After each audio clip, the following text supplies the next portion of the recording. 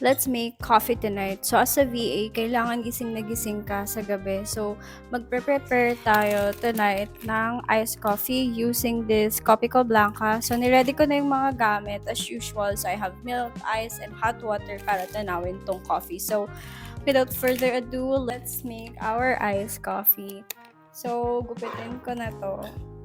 Isa lang yung gagamitin ko kasi baka hindi ako makatulog mamayang umaga. Kagabi, gumawa tayo ng matcha pero ayun, 12 o'clock na tayo ng tanghali na tulog kasi nga medyo mahina ako sa caffeine pero syempre okay lang yan. Awkward! Hot water. Bukas darating na yung frother. Sana magamit natin ng maayos tomorrow. So,